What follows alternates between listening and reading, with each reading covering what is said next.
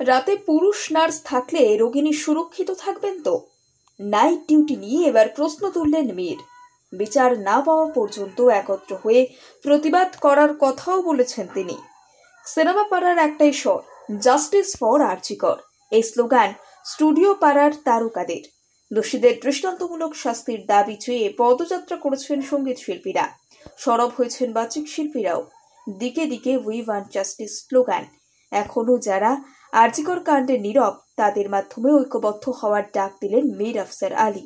মুখ্যমন্ত্রী মমতা বন্দ্যোপাধ্যায়ের মুখে উপদেষ্টা আলাপন বন্দ্যোপাধ্যায়ের রাতের কর্মস্থলে মহিলাদের নিরাপত্তা বিষয়ে মূলত 10টি এবং অতিরিক্ত 7টি অর্থাৎ মোট 17টি পদক্ষেপের কথা জানান।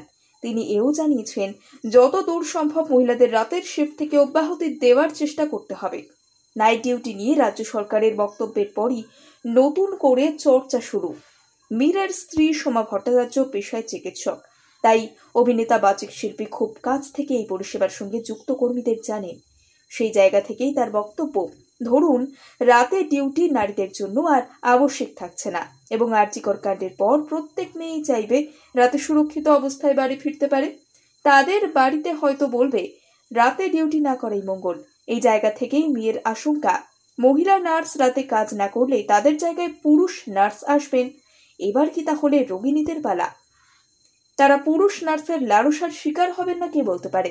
এদের সুরক্ষিত রাখার দায় কে নেবে? মীরের উপলব্ধি, শাসন ব্যবস্থা একেবারে নড়বড়ে হয়ে গেলে শাসকের থেকে সমাজের কাছে এমন বার্তাই আসে। তাই তার মতে সুপ্রিম কোর্ট থেকে অন্তিম রায় না আসা পর্যন্ত এই লড়াই চালিয়ে যেতে হবে, পথে নামতে হবে। এভাবেই চাপে রাখতে হবে সব পথকে। রাতে পুরুষ নার্স থাকলে রোগিনী সুরক্ষিত থাকবেন তো? নাইট ডিউটি নিয়ে এবার প্রশ্ন তুললেন মীর। বিচার না পাওয়া পর্যন্ত একত্র হয়ে প্রতিবাদ করার কথাও বলেছেন তিনি। সিনেমা পাড়ার একটাই স্বর, জাস্টিস ফর আরজি কর।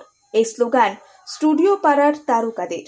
দোষীদের দৃষ্টান্তমূলক শাস্তির দাবি চেয়ে পদযাত্রা করেছেন সঙ্গীত শিল্পীরা, সরব হয়েছেন বাচিক শিল্পীরাও। দিকে দিকে উই ওয়ান্ট জাস্টিস স্লোগান।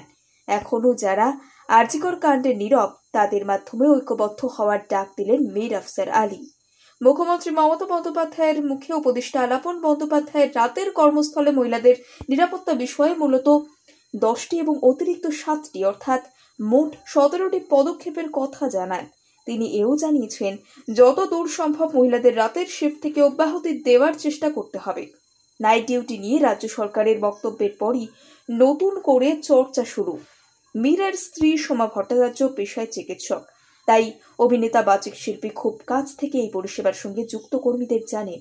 সেই জায়গা থেকেই তার বক্তব্য, ধরুন রাতে ডিউটি নারীদের জন্য আর আবশ্যিক থাকছে না এবং আরজিকর কাণ্ডের পর প্রত্যেক মেয়েই চাইবে রাতে সুরক্ষিত অবস্থায় বাড়ি ফিরতে পারে। তাদের বাড়িতে হয়তো বলবে রাতে ডিউটি না করাই মঙ্গল।